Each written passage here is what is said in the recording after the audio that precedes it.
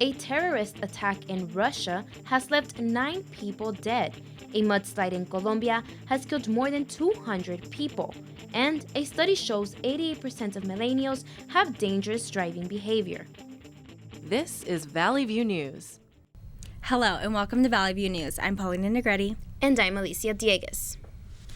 1 in 3 women worldwide have experienced either physical or sexual violence in their lifetime. Reporter Sharon Carrillo attended a class that helps women defend themselves. That's the chant that echoed at this free women's self-defense workshop. Women of all ages came to Studio City's recreational park to learn how to defend themselves. Teresa Henry says it's necessary for all women to learn skills that can protect them. I've always wanted to learn the logistics of being able to defend myself for any possible situation, and since the opportunity came up, I figured why not take advantage of it. Before getting to the physical part of the class, the instructor advised the women to always stay alert. Does it look like I'm attacking her? He then demonstrated examples of the moves they would learn. One was how to stomp your way out of danger. Another, how to hit the right parts of the body, and how to punch. Instructor and police officer Mark Purcell says it does not take much expertise to protect yourself. The good thing about the techniques that we learned in this class today is that you don't have to be a black belt to defend yourself. They're very easy techniques to learn and use, and it doesn't matter what size you are, they can be effective against any person. This self-defense class is funded through the Office of Assemblyman David Nazarian. He puts this class together every year with the goal of raising awareness, but he also has a more personal reason.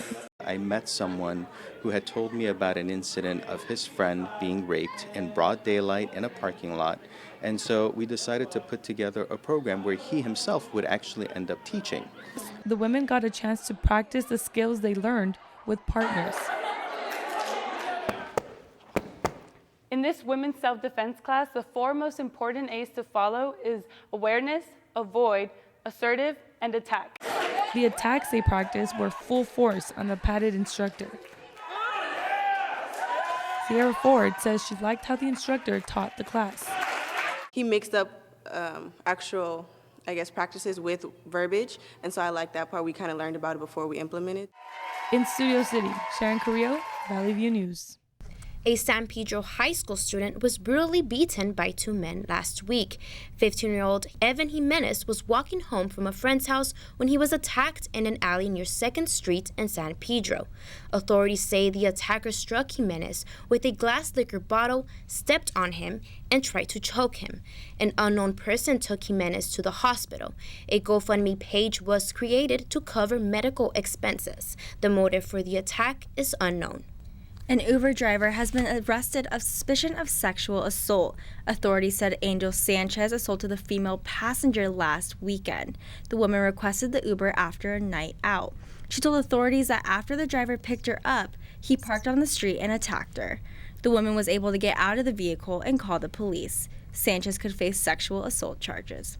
Despite the known risks, college-age drivers continue to use electronic devices, run stop signs, red lights, and drive at excessive speeds. Reporter Annie Stonick has the story. When most drivers get into their cars, they turn on the ignition, put on their seatbelt, and pick up their phone. A study has found that nearly 90% of millennials engage in risky driving, such as texting, running stop signs and stoplights, and speeding. But phone use is not limited to texting. College students use their phones for just about everything, but some do try to limit the distractions. If I do use it, I normally just change a song on my phone or I just text my mom back. A lot of the times I'm either Snapchatting or I'm looking at directions, which is a huge distraction. I only use it if I'm at a red light or something, and if I'm actually moving. I just kind of flip it over and turn it off so I don't see a notification. Usually I try to keep it on silent so I'm not distracted by it and I'm not even tempted to use it. With the growth in social media, people find themselves online now more than ever. CSUN Sergeant David Keithley says that with new features on phones, new laws come into play. The laws have changed where used to, I believe, if you were over the age of 18, you could still use it for mapping and different things as long as you weren't talking on it or texting. Now you can't even have it in your hand regardless of your age. Not only is using your phone while driving dangerous, but it can result in a fine of about $200. Here on Nordhoff Street, you will find that many drivers are college-age students commuting to CSUN. At a busy intersection like this one in 4 traffic accidents will be caused by phone use. Reporting in Northridge for Valley View, I'm Annie Stonick. White House senior advisor and Donald Trump's son-in-law, Jared Kushner, has landed in Iraq. This is his first visit since assuming a broad portfolio task in the Trump presidency. Kushner has been invited to meet with Iraqi leaders and senior U.S. advisors and visit with U.S. forces to receive an update on counter-ISIS operations. In addition to other duties across the administration, he has been tasked with the role of a representative for Middle East peace. The visit by Kushner comes after U.S. military officials acknowledged that the United States was likely involved in an airstrike that killed Iraqi civilians in Mosul on March 17th. A federal judge has ruled 3 protesters may sue President Trump's campaign and 2 Trump supporters. The Trump supporters attacked the protesters at a Kentucky rally last year. The U.S. District Judge David Hale ruled out the notion that the attackers were Trump's agents. But he says it's reasonable to argue the candidate may have incited the violence and could therefore be liable for any injuries. Trump denies all blame for violence at the rally. The plaintiffs are accusing 2 Trump supporters of assault and battery. They are also claiming incitement to riot, negligence, gross negligence, and recklessness against the Trump campaign. The 3 protesters are seeking unspecified, punitive, and compensatory damages. Violence against journalists in Mexico has led to the closure of one of its regional newspaper outlets. Norte de Ciudad Juarez announces paper will stop its print and online publications. Last month, one of the paper's journalists, Miroslava Breach, was shot to death outside her home. She was one of the 3 journalists who has been killed recently in Mexico. Authorities found a note at the crime scene saying, "For being a loudmouth." Breach reported on political issues and organized crime. A total of 35 journalists have been killed in Mexico since 1992. 9 people have been killed in a subway explosion in the city of St. Petersburg, Russia. Authorities are describing the blast as a terrorist attack. Around 50 people were injured by the explosion that tore through a train that was traveling between 2 stations. A spokesman for the National Anti-Terrorism Committee says the blast was caused by an unidentified explosive device in one of the cars. A second device was found in another St. Petersburg metro station, but was safely deactivated. Russian President Vladimir Putin expressed his condolences to the victims and says he is not ruling out any causes. 5 suspects have been arrested in Pakistan after 20 people were killed in a Muslim shrine. The attackers used clubs and knives, and a custodian drugged and stripped the victims before they were killed. 3 more people are hospitalized in critical condition. Shrine custodians develop relationships with local politicians to increase their influence in return for votes. An aide to the chief minister called for more regulations for shrine custodians in the country. More than 250 people are reported dead from mudslides in Colombia. At least 400 people were injured and more than 150 are still missing. Colombian President Juan Manuel Santos has declared a state of emergency. I would like to tell the people of Putumayo that their government is here and the state is here. All Colombians are here with you to help you move on so that your living conditions end up being better than before. Heavy rains combined with deforestation and unregulated housing led to the loss of life. People were asleep when the landslides occurred. Residents congregated together to make a list of the missing people. But rescue was difficult because the area was rugged and remote. One rescuer died trying to help one of the families caught in the mudslide. Some 300 families lost their homes. When we come back, we'll hear about drinking rate increases and Kim Kardashian's most recent scare. Every time I hear the alarm bell go off in school, I think it's an air raid. A lot of houses in our neighborhood have been destroyed. I like to close my ears and sing songs whenever the bombs come close. I'm worried our new neighbors won't like us. But I know it's all gonna be worth it. I just want my family to be safe. But these are not my words. These are not my words. These are not my words.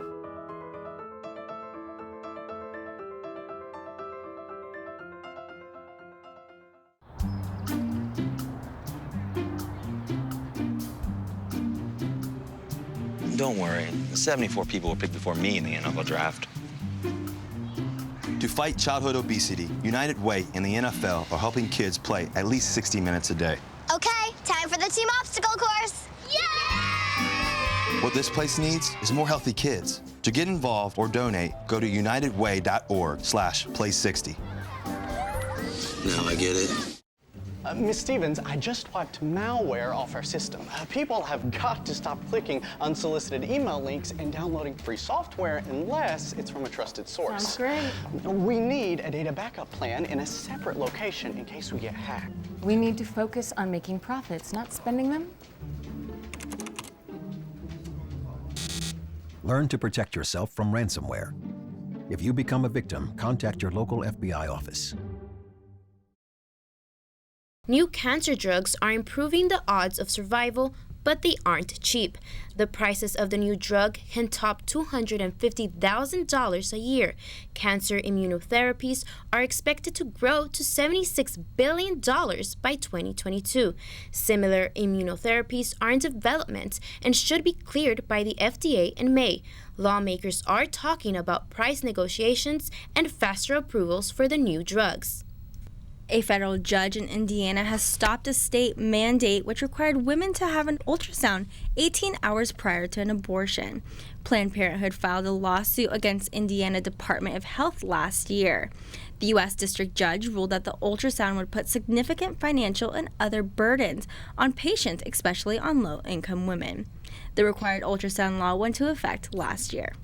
A manufacturer of the generic opioid painkiller oxycodone has agreed to pay $35 million to resolve U.S. drug probes. The investigation was looking into suspicious orders of controlled substances.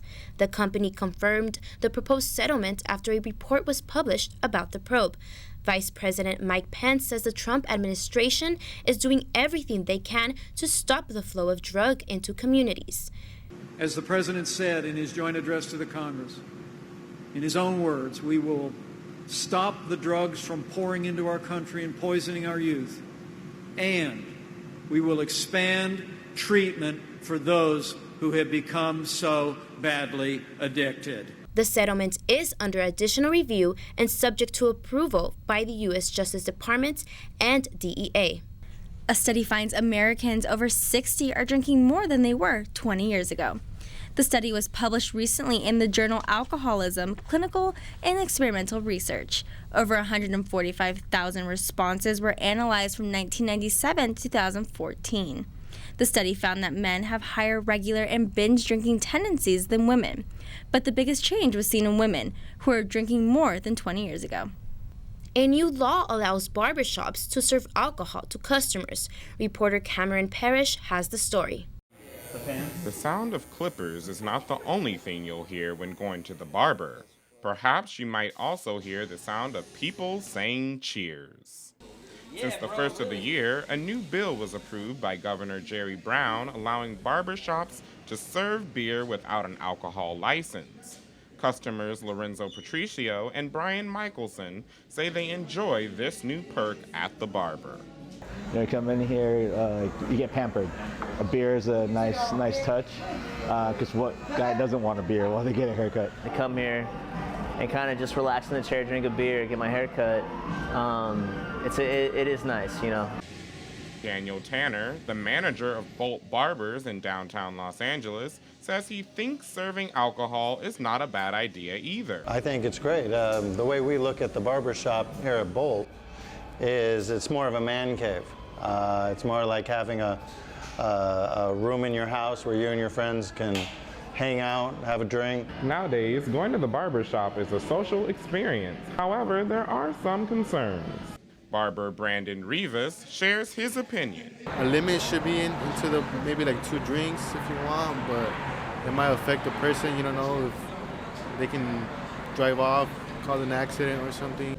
According to the law, barbershops can only serve 12 ounces of beer or 6 ounces of wine by the glass per client. The beer and wine may only be served during business hours and no later than 10 at night. The goal is to keep people safe when leaving the barber, making sure no one has had too much to drink before they hit the road again. I'm Cameron Parrish in downtown Los Angeles for Valley View News. As graduation looms, many students are feeling mixed emotions about their college career coming to an end. Nicholas Torres has more on the story. For many graduating seniors, this time of happiness and satisfaction is mixed with the feelings of fear and uncertainty. Many seniors are feeling the pressure of life after graduation. Marian Manukin is a sociology major. She worries most about not being able to find a job. I'm scared that I'm not gonna get my career because I want to teach after, so I'm just scared that I'm not gonna be able to do that. Many students feel that having a degree should lead to a salary that allows them to live a comfortable life.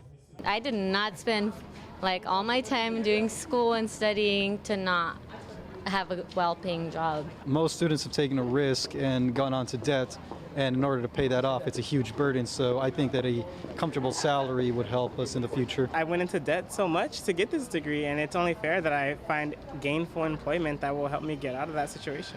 The Career Center on campus can help graduates find a job. Ashley Reyes is a peer educator at the center, and she says it's important to be prepared for life after graduation. I definitely recommend that everyone come into the Career Center to get help on their resume and their cover letter so that they're more equipped going into the real world, but also to utilize their network. Graduating students offered some advice to students still enrolled at CSUN. Study, pay attention, and a key thing that I learned a little bit later was visit your teacher your professor during office hours, because they're amazing people and you can learn a lot from them. Stay committed, but also take time to enjoy and to learn other skills outside of the classroom. Visit your counselor. Make sure you're taking the right classes. Don't take classes that you're not going to need, because in the end, it's gonna affect your graduation. Students will leave college with memories that will last a lifetime, and hopefully lessons and experiences that help them reach their dreams. In Northridge, for Valley View, I'm Nicholas Torres. Now here's Cheyenne Conaway with the latest in entertainment news. Thank you, Alicia. Reports have surfaced that e-reality star Kim Kardashian may have been attacked while leaving hotspot Mr. Chow in Los Angeles. But Kardashian later tweeted that the rumor was completely untrue. Sources say Kardashian's bodyguard had stepped in and stopped an individual, but he was let go after he said he was just walking by the star. This comes just months after the star was robbed in Paris. It looks like actress and singer Jennifer Lopez and former Yankee Alex Rodriguez are making the relationship family official. Lopez's mother joined the couple for a New York City stroll and could be seen talking and laughing. Rodriguez made an appearance on the morning talk show The View to gush about his leading lady, saying she's an amazing girl, an incredible mother, and that she is a big Yankees fan, which is a plus. Finally, WWE's pro wrestler John Cena proposed to longtime girlfriend and tag team partner Nikki Bella. The couple got engaged during WrestleMania 33 after defeating The Miz and his wife Maryse during a tag team match. The couple's road to engagement has been documented for years on the E! television series Total Divas. On the show, Cena has shared his hesitation with Bella about getting married after previously being divorced. About 70,000 fans watched Cena propose to Bella after their win in Orlando. Luke Bryan and Dierks Bentley co-hosted the 2017 Academy Country Music Awards, with 25 show-stopping performances from artists Carrie Underwood, Little Big Town, and newcomers Thomas Rhett with Maren Morris. The most anticipated performance came from the Backstreet Boys, who took the stage with Florida Georgia Line. Tim McGraw and Faith Hill debuted their 10th song, Speak to a Girl, the single off their first full-length album together. Female Vocalist of the Year went to Miranda Lambert for the 8th year in a row, beating Reba McEntire's previous record of 7 wins. The top honor went to Jason Aldean for Entertainer of the Year for his 2nd year in a row. The ACMs saw a slight dip in viewership this year compared to last year, competing with the season finale of The Walking Dead. That's all for entertainment. Now back to you. The annual Los Angeles Book Fest was held at Grand Park in downtown LA. Valley View News reporter Flor Tolentino has the details. Author and poet Emily Dickinson was the center of attention at this year's LA Book Fest. Both children and adults who love books attended and were able to enjoy all types of activities inspired by Dickinson's work, like bookmaking, portrait painting, and herbarium creations. Artist Rachel Curry volunteered this year to help children create herbariums, just like the one Emily Dickinson created as a young girl. We're making little mini herbariums, which is like a handmade book with a collection of plant specimens. There were also live poem recitals throughout the day by people who were inspired by Emily Dickinson's poetry. To deteriorate like the corpses in the ground, worms crawling through my eyes and dirt and decay ravage my bones, no longer able to fear what I once had. Maybe I'll finally be able to have some peace and comfort. This is what he whispers to me. There was also a booth where you could buy books from other authors and poets. While some simply lounged around the park or freshened up by the fountain, others spent their time reworking poems using typewriters. By signing up with your email, you were given a free book of Dickinson's poems. You then choose a poem and added your style to it and begin typing. Book lover and attendee Stephanie Gonzalez describes her experience.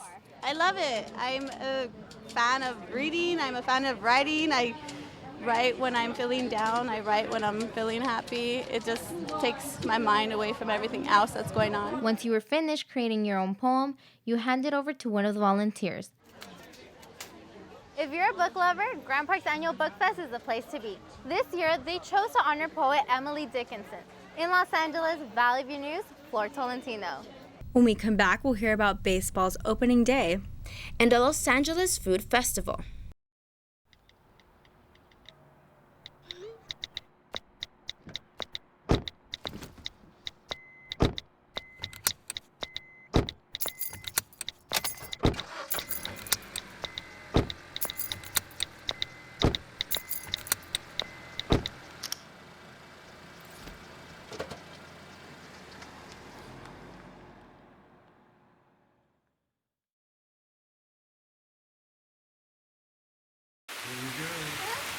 Here we go.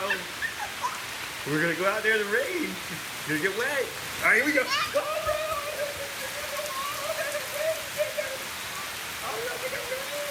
Okay, quick.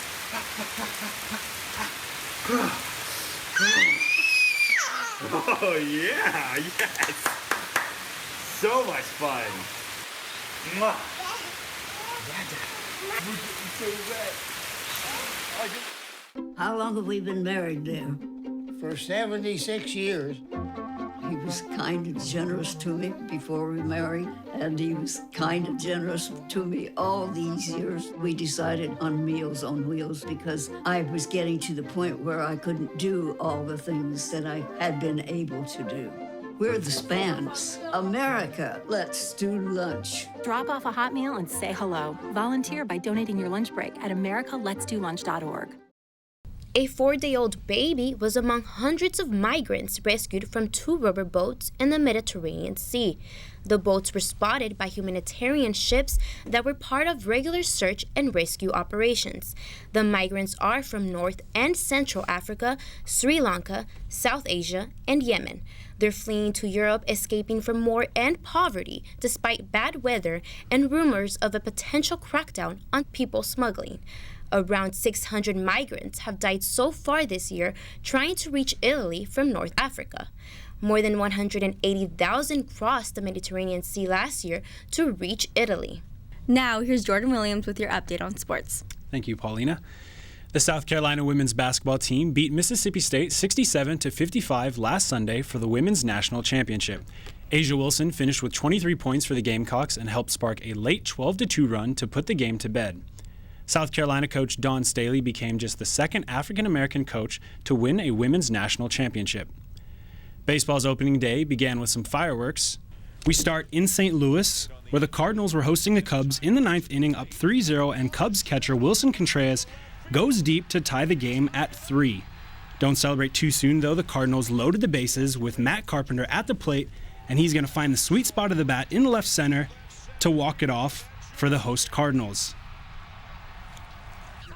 Now to Arizona, where the Diamondbacks were hosting the Giants, and Madison Bumgarner takes the 2-0 pitch deep to left field for his second homer of the day, giving the Giants a 1-run lead in the 7th. Now to the 9th, tied 5-5 with Chris Owings at the plate, and he's going to hit a blooper to right field to walk it off for the Diamondbacks. The Dodgers opened their season with a 14-3 win over the Padres. The Dodgers are currently in an away series with the Colorado Rockies. The Los Angeles Kings needed a win against the Phoenix Coyotes on Sunday to keep their playoff hopes alive. And they were going to need a big game from that man right there, Jonathan Quick. And he did show up in the first period, halfway through the Coyotes on the attack, and Quick's going to save that one and then get the left leg dangle save to keep the game locked at 0. Later in the first period, under 20 seconds, the Coyotes on the 5-4 power play get the goal to go. Now in the third period, with the Kings down 2-0, defenseman Alec Martinez sends the puck into the Coyote zone with a wicked ricochet and scores the goal. The Kings went on to lose the game 2-1. For the second time in 3 years, the Los Angeles Kings will not be in the playoffs.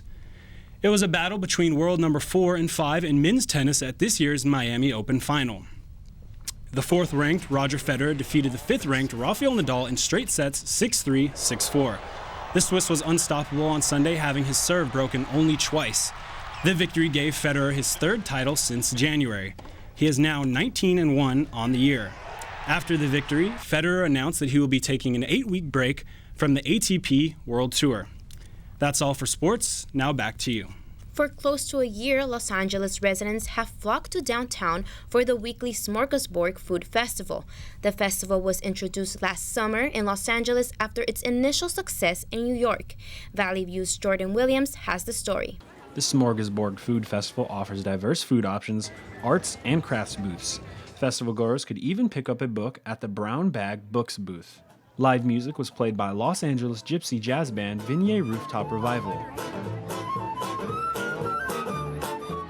The festival offers a fun way to spend a Sunday afternoon. I mean, it's a good way to spend a couple hours here, definitely. Festival goers could try some freshly cooked pizza from the New Haven-style pizza truck or some sizzling lobster from the Lobstradamus truck. Project manager Ann Hoffman says the festival has seen a steady growth in customers and interest from food vendors. Within our first year, it's been growing steadily, and it's actually going great. Since the beginning of this year, it's been going really great. To escape the heat and long lines, adults were able to cool off in the beer garden. Hoffman says the long lines at the festival are the main complaint. We have to keep everyone happy, including the vendors, and so the long lines means better success for our vendors. So it's just, it's a give and take. Residents can come enjoy the festivities here at Smorgasburg from 10 a.m. to 4 p.m. on any given Sunday from now until December. In Los Angeles, Jordan Williams for Valley View News. President Trump was celebrated as the King of Fools this year in an April Fool's Day parade in New York. Marchers wore a Trump mask and marched behind a life-size doll of the president sitting on a toilet.